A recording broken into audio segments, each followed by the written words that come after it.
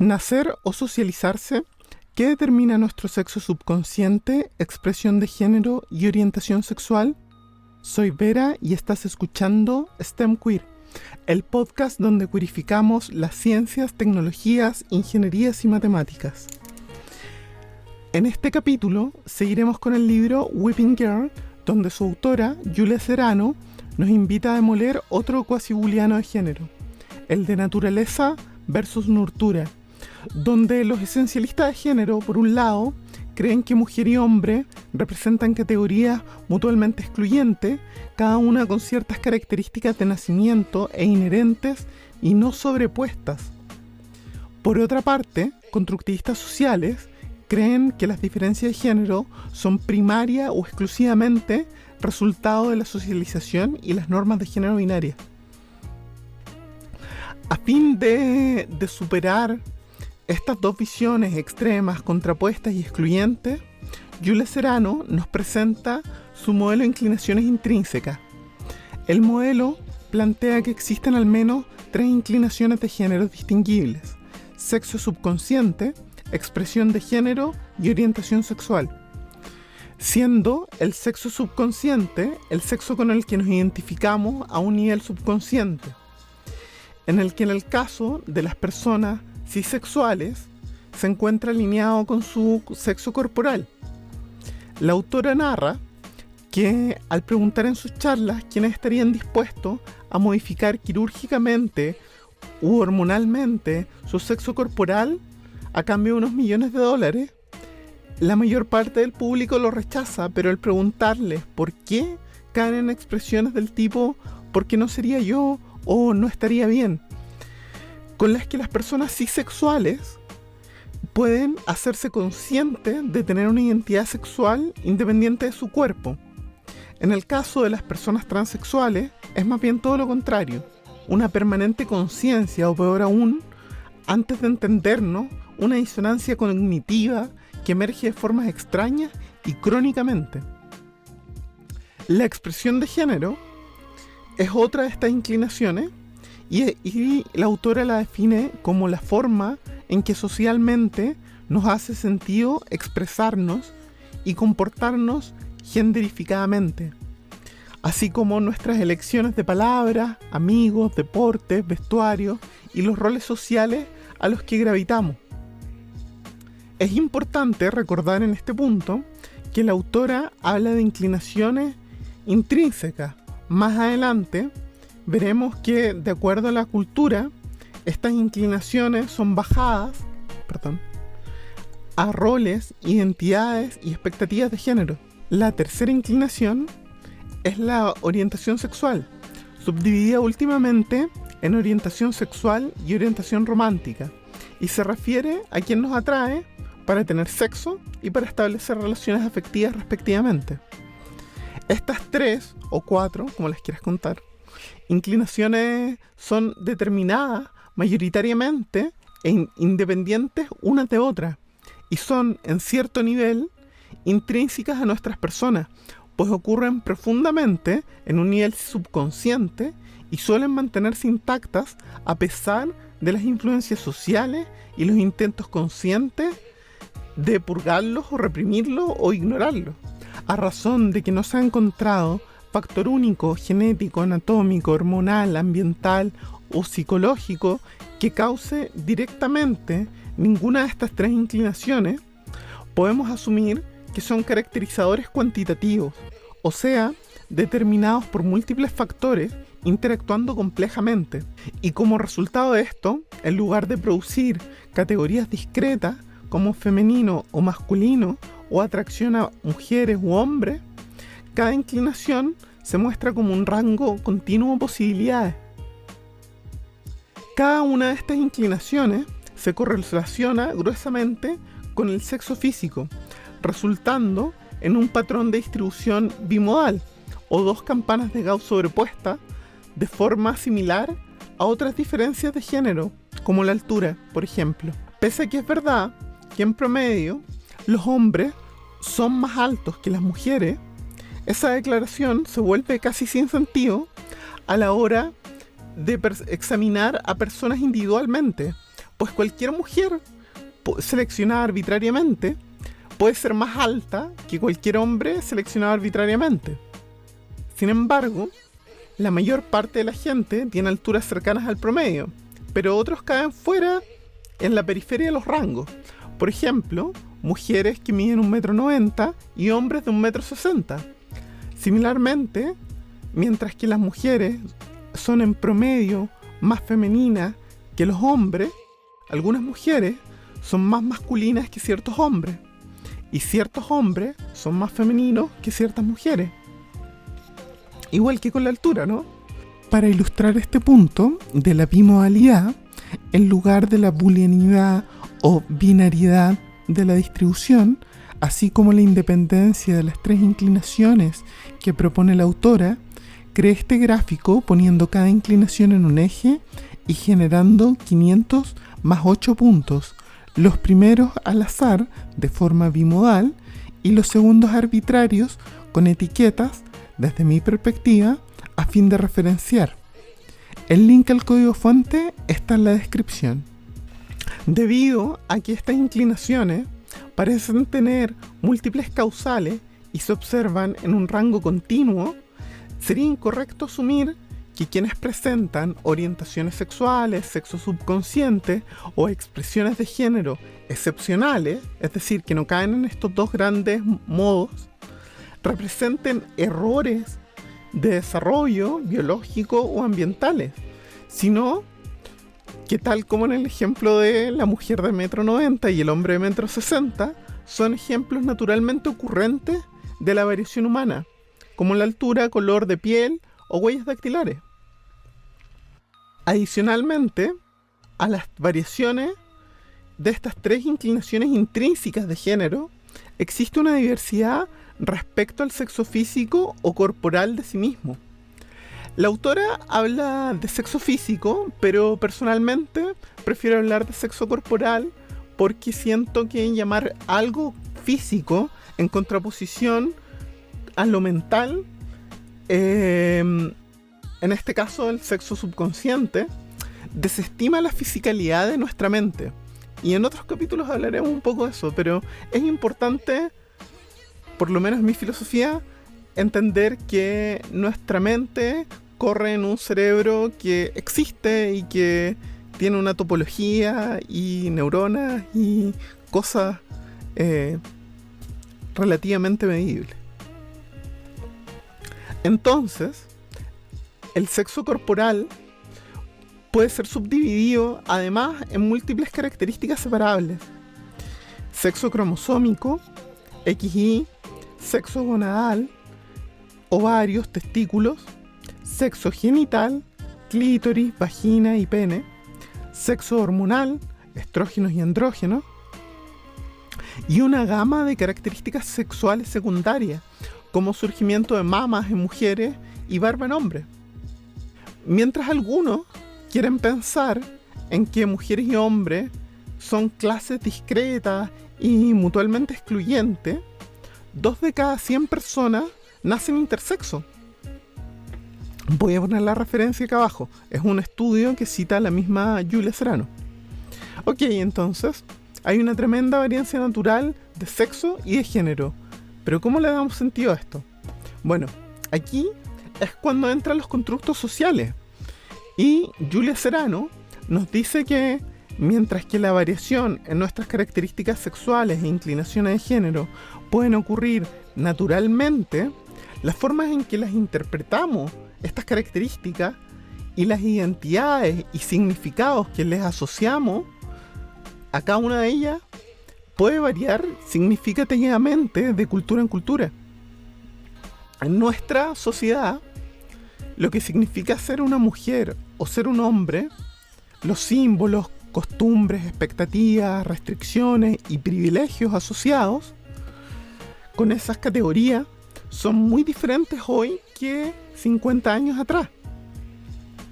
Esto aplica tanto para las inclinaciones de género típicas como las excepcionales.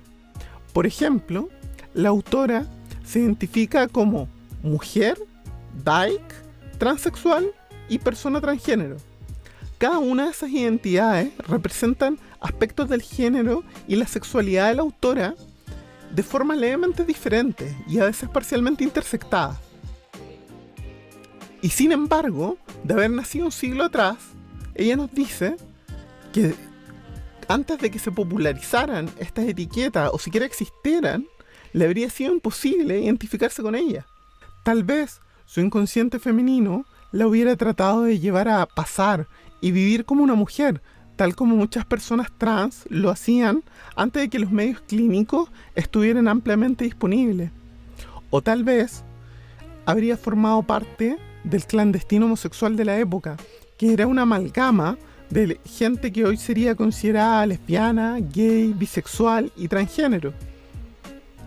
O tal vez de haber nacido en otro país, ella hubiese desarrollado una identidad transgénero muy distinta. Ejemplos de personas transgénero en el espectro M2F en otras culturas incluyen giras indias, katoei tailandesas y verdaches o personas doble espíritu nativas norteamericanas. Estas identidades transgénero no solo difieren en su nombre, sino que en sus costumbres, en sus prácticas y en sus roles sociales. Parte de esta diferencia tiene que ver con el hecho que cada cultura pone mayor énfasis en ciertas inclinaciones de género sobre otras. Algunas culturas ponen más énfasis en la expresión de género, de lo que se hace en Estados Unidos y su patio trasero que somos nosotras. Otras culturas ponen más énfasis en la orientación sexual.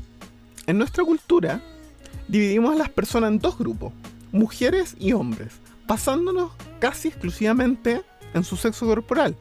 Pero obviamente muchas características físicas no son visibles de inmediato a nuestros ojos.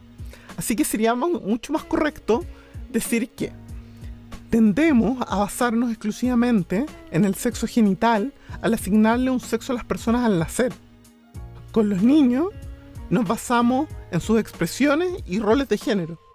Y con los adultos nos basamos primariamente en sus características sexuales secundarias, barba, pechuga. El hecho que percibamos dos categorías primarias de género nos permite ver a mujeres y hombres como opuestos, una premisa basada en una serie de conjeturas erróneas. El requisito esencial para que los dos sexos sean opuestos es que primero sean mutuamente excluyentes, para lo que en un nivel social ignoramos deliberadamente la variación que existe en las características sexuales y creamos la ilusión de que no hay intersección en absoluto entre los dos sexos corporales. Luego, ignoramos el real rango continuo de posibilidades que ocurre producido por las inclinaciones intrínsecas y en su lugar asumimos que cada inclinación produce solo dos posibles resultados reflejando los dos sexos, por lo que asumimos que las personas pueden ser atraídas a mujeres u hombres, no ambos, que pueden ser femeninas o masculinas, no ambas, y que las personas solo se pueden identificar como mujeres u hombres, no ambos. Y el tercer supuesto que construimos es presumir que la inclinación típica o modal para cada sexo es válida para todas las personas de este sexo. Entonces, todas las personas con cuerpo de categoría mujer se asumen femeninas, atraídas a hombres y autoidentificadas como mujeres. Y viceversa, para las personas con cuerpos categoría varón, se asumen masculinas y autoidentificadas como hombres, atraídas hacia las mujeres también. La idea misma de que los sexos son opuestos polariza innecesariamente a mujeres y hombres y nos aísla a unas de otros y exagera nuestras diferencias. La idea de que los sexos son opuestos provee el contexto conceptual para que proyectemos otros pares de opuestos en las condiciones de ser mujer u hombre, así como la feminidad y masculinidad. Entonces, asumimos que los hombres son agresivos y las mujeres pasivas, que los hombres son fuertes y las mujeres débiles, que los hombres son prácticos y las mujeres emocionales, que los hombres son buenos en ciencias, tecnologías, ingenierías y matemáticas y las mujeres no. Chicas, chicos, chiques femeninos, las personas adultas también. Las ciencias, tecnologías, ingenierías y matemáticas no tienen ni sexo corporal, ni expresión de género, ni sexo subconsciente, ni orientación sexual. Elijan estas carreras, ramos u oficios. No existe evidencia científica sólida de que la condición de ser mujer o los rasgos femeninos tengan correlación negativa con el talento STEM, más que meramente cultural. Ya haré un capítulo sobre todo eso, en específico, con una tonelada de datos duros que recolectó la increíble Bárbara Poblete, académica y científica, joya del STEM feminismo local, de Voz Chef. Por ahora, no caigan en el sexismo posicional a la hora de elegir carreras, ramos u oficios, ni al interpretar las identidades o significados de las inclinaciones de género o sexos corporales.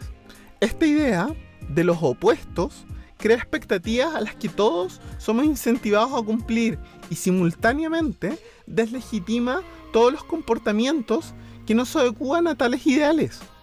A veces, estos comportamientos excepcionales son más desestimados aún como ilegítimos y no naturales en el uso de insultos de tipo género específico. Por ejemplo, una mujer con lenguaje corporal amplio puede ser llamada marimacho o un hombre emocional puede ser llamado marica. Muchos oponentes de esta visión del género se refieren a ella como el sistema binario de género, implicando que la naturaleza problemática de esta visión proviene del hecho que solo consiste de dos categorías, hombre y mujer. La autora, sin embargo, no piensa que sea dañino reconocer que hay dos categorías mayores de género, siempre y cuando seamos conscientes que estas categorías no son ni discretas ni excluyentes y que seamos respetuosos de la multitud de personas que tienen características sexuales e inclinaciones de género fuera de las dos tendencias mayoritarias. Y argumenta que el mayor problema con el binario de género no es el binario en sí mismo, considerando que la mayor parte de las características sexuales e inclinaciones de género parecen ser bimodales en la naturaleza.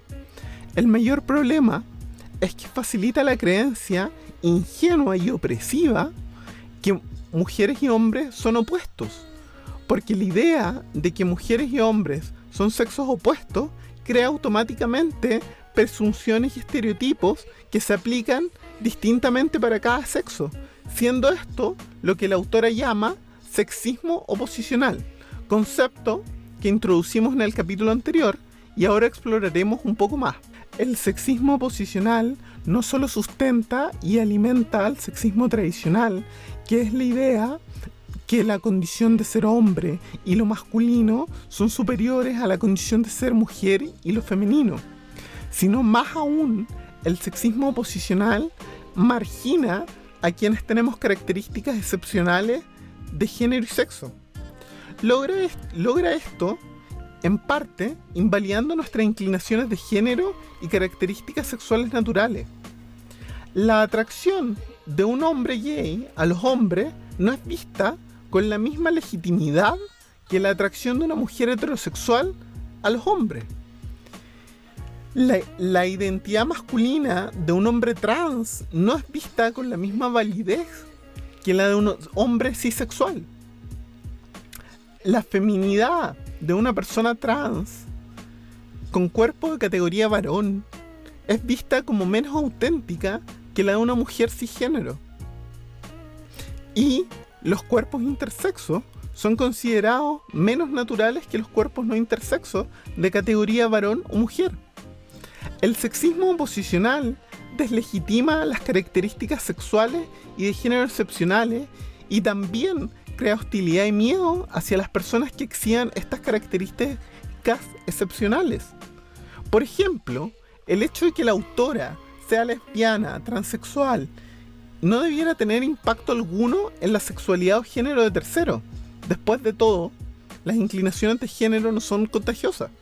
Sin embargo, Algunas personas que jamás han pensado críticamente su propia orientación sexual, sexo subconsciente y o expresión de género, quienes por tanto derivan sus propias identidades desde sus puestos de género posicionales, pueden sentir su sexualidad y género amenazados por la mera existencia de la autora. Después de todo, si tú crees que una mujer es definida como una persona que no es hombre, no es masculina ni atraída a las mujeres, y un hombre es quien no es mujer, ni femenino, ni atraído a los hombres, entonces el hecho que la autora haya cambiado su sexo o que sea una mujer atraída a otras mujeres, inevitablemente pondrá en duda el género y la sexualidad de todos los demás. A razón de su condición lésbica y trans, parece quitarle nitidez al concepto mismo de mujer. Otras mujeres pueden sentir que la autora socava sus propios sentidos de lo que es ser mujer, mientras que algunos hombres pueden pensar que de sentir atracción por ella, esto podría socavar su propia condición de hombre. En cierto sentido, la noción de sexos opuestos entrelaza nuestros géneros y sexualidades con los demás.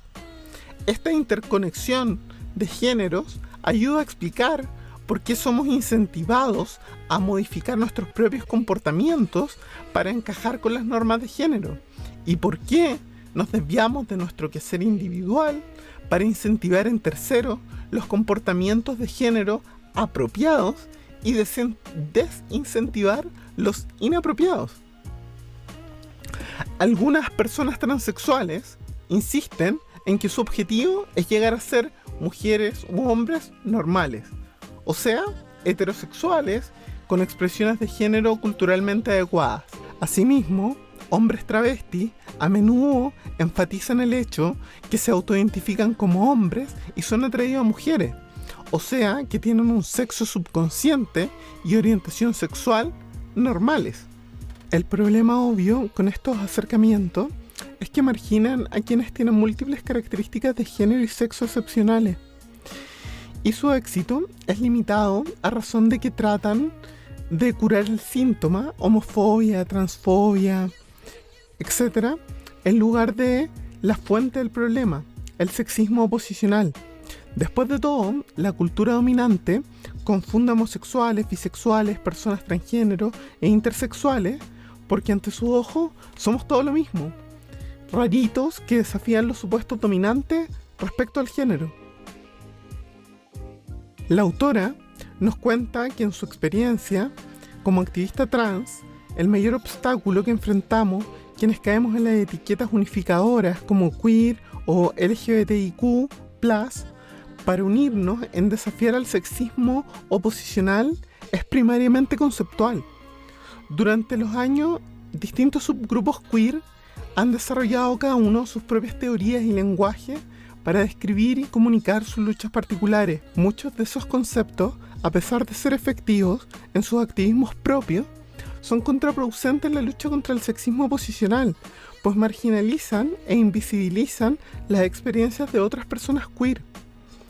Por ejemplo, el movimiento por los derechos gay ha enmarcado mucho de su activismo en la premisa que heterosexuales oprimen a homosexuales. Sin embargo, este simplismo crea la falsa impresión de que personas homosexuales y heterosexuales son opuestas, una idea que ciertamente marginaliza a las personas bisexuales. Aún más, los términos promovidos para describir el prejuicio enfrentado por lesbianas y hombres gay, homofobia y heterosexismo, implican equivocadamente que las personas queer son primariamente discriminadas por sus orientaciones sexuales. Una suposición incorrecta, pues quienes enfrentan la mayor discriminación desde el mundo hetero en las comunidades lésbicas y gay son quienes también exhiben expresiones de género excepcionales, o sea, hombres gay radiantes de feminidad y lesbianas camionas. Que empieza el perreo, que llegaron las camionas, machorras, chongas, las camionas. Este privilegiar la orientación sexual sobre las otras inclinaciones de género le ha permitido a algunos activistas gay excluir a las personas géneros variantes de sus movimientos bajo la premisa de que están enfocados en la orientación sexual y no en la identidad o expresión de género.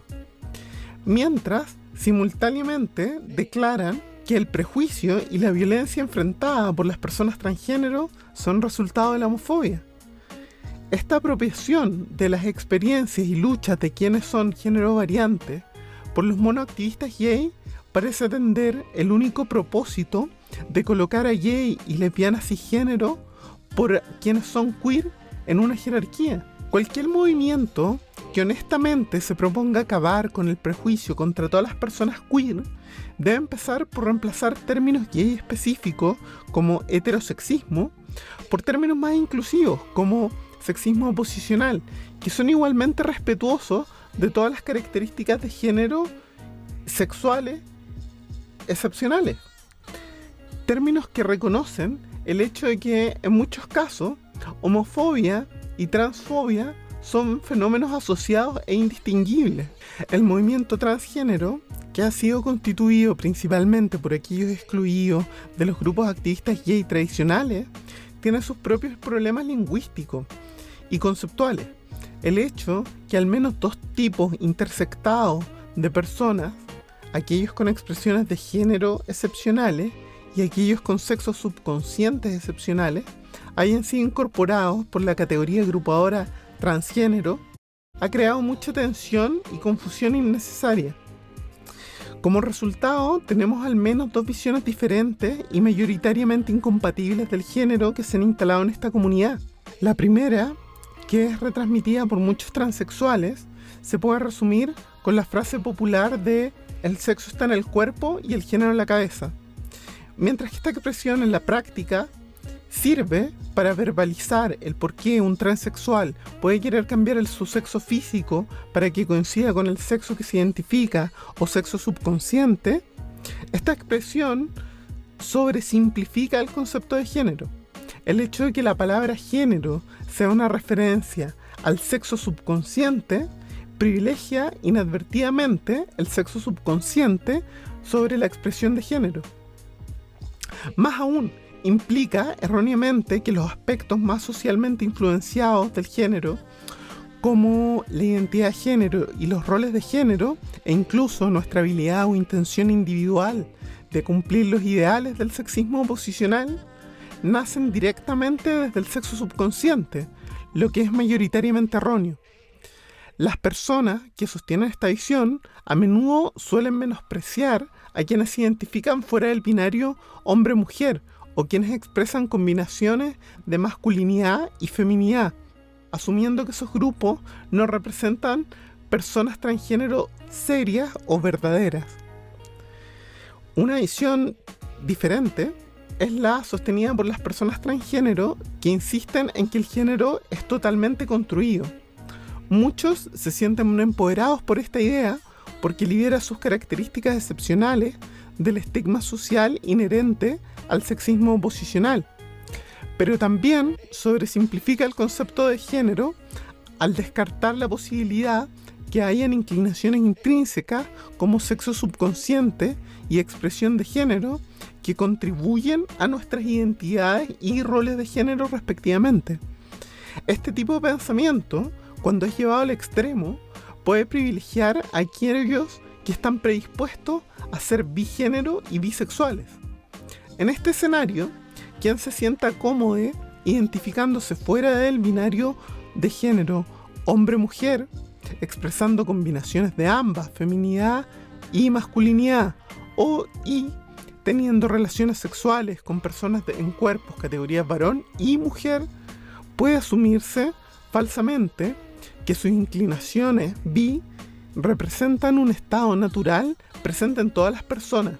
Desde esta perspectiva bisexista, se asume que las personas que se identifican exclusivamente como mujeres u hombres han desarrollado estas preferencias como resultado de haber sido embaucados por la socialización y la norma del binario de género.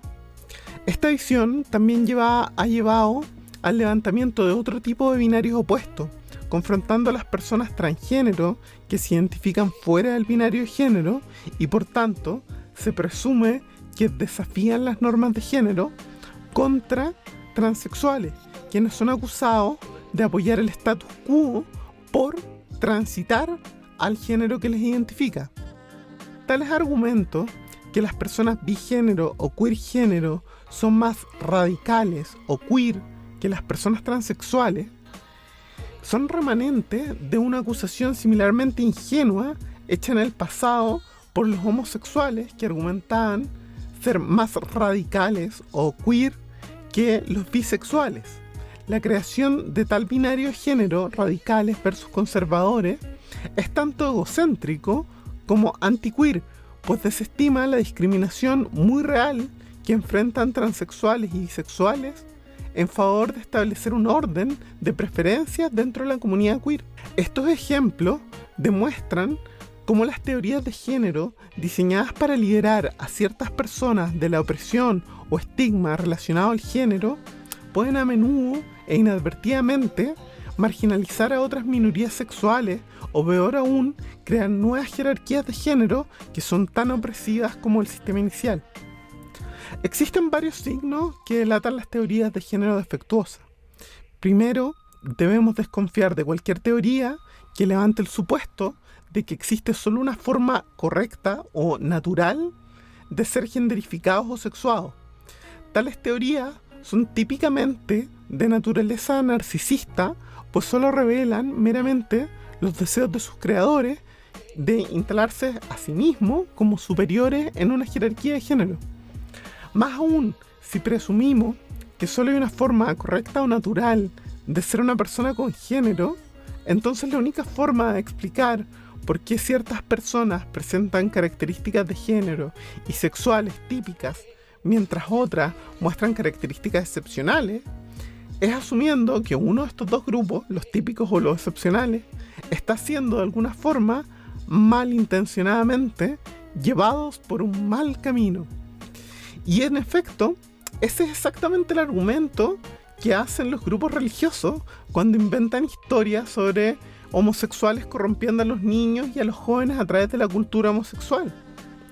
La autora nos invita a desconfiar de cualquier teoría de género que sugiera que las personas pueden ser tan fácilmente embaucadas, a seguir forzadamente tales vías sexuales y genderificadas, pues las propias inclinaciones de género excepcionales de la autora le han sido demasiado fuertes y persisten para ser ignoradas o reformadas por la sociedad. Personalmente, habiendo transitado mis 30, comparto la sensación de haber intentado seria y persistentemente, sin mucho éxito, ignorar o acomodar mis inclinaciones intrínsecas a las normas sociales.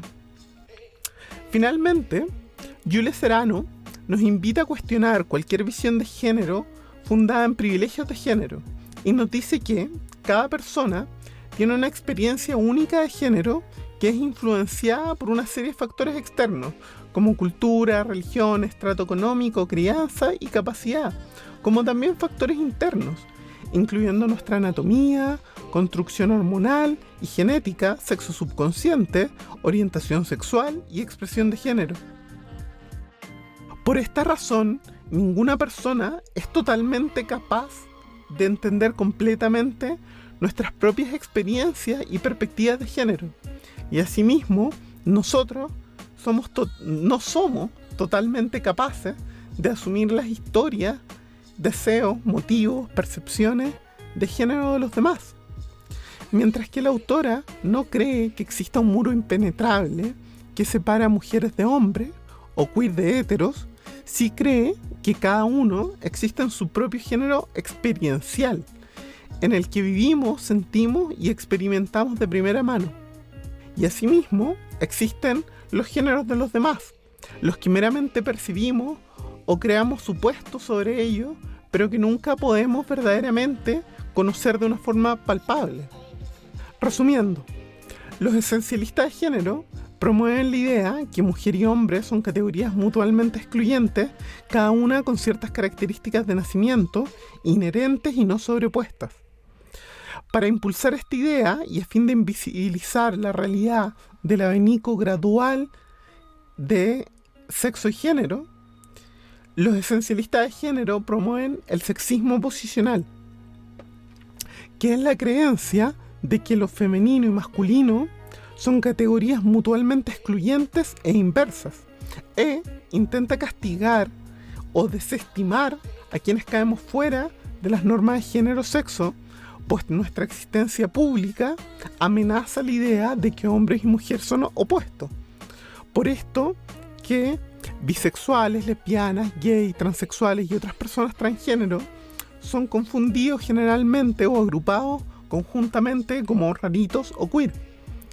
Ante este esencialismo de género surge el constructivismo social, que postula que las diferencias de género son primariamente o exclusivamente resultado de la socialización y las normas de género binarias, liberando particularmente a quienes tienen expresiones de género típicas, pero ignorando e incluso acusando a veces a quienes tienen expresiones de género tradicionales como llevados por el mal camino, a causa de la mera cultura de género. Mismo argumento del mal camino que utilizan los grupos religiosos para referirse a las organizaciones queer que corromperían a la juventud con sus rayos homosexualizantes. A fin de superar este cuasi binario de los constructivistas sociales y los esencialistas de género, la autora nos plantea su modelo de inclinaciones intrínsecas, postulando que las personas tenemos al menos 3 inclinaciones intrínsecas de género: sexo subconsciente, expresión de género y orientación sexual, las que son independientes, ocurrentes en un nivel subconsciente y mayoritariamente permanentes.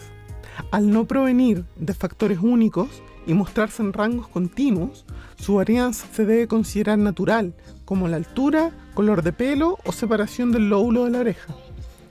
Por último, el modelo reconoce que estas características se correlacionan gruesamente con el sexo corporal, resultando en una distribución bimodal, pero no booleana ni binaria. Adicionalmente, la autora nos obliga a considerar la varianza en la ocurrencia del sexo corporal, concepto que a su vez es divisible, por ejemplo, en cromosomas, gónadas, genitales, características sexuales secundarias, etc., con alrededor de 2% de la población mundial siendo intersex. Desde este modelo, la autora nos invita a luchar contra el sexismo oposicional, entendiéndolo como el sustento y precursor de casi todas las formas de violencia y discriminación que atacan a las personas queer. La autora nos invita a dudar de cualquier teoría de género que cree jerarquías de género y cierra proponiendo que en un nivel último solo existen 2 géneros: el género propio, que experimentamos en primera persona, y el género que percibimos ser a cada uno de los demás, el que solo podemos presumir y nunca lo podremos entender desde la misma forma que entendemos nuestro propio género. En el siguiente capítulo les voy a contar sobre un ejercicio propio que hice analizando la relación entre caras y género con Machine Learning. El ejercicio lo hice como parte de mi autoformación en Machine Learning, tema que iremos abordando, espero, en varios capítulos de esta temporada. Pero también la elección de este tema fue como ejercicio, tenía mucho que ver con analizar estas mismas ideas de natura versus nurtura, o lo innato contra lo adquirido, y tratar de ir poniéndole un poco de número. Déjame tus comentarios en esta plataforma o escríbeme a vera@stemqueer.org, Víctor Eco Romeo Alfa @Sierra Tango Eco Mike Quebec Eco Romeo Oscar Romeo Golf. Los que serán recibidos directamente por Butters, y una vez que él los apruebe, leeré todos y cada uno de ellos. Y como diría don Patricio, en la medida de lo posible, los contestaré en mi próximo capítulo. Gracias por escuchar.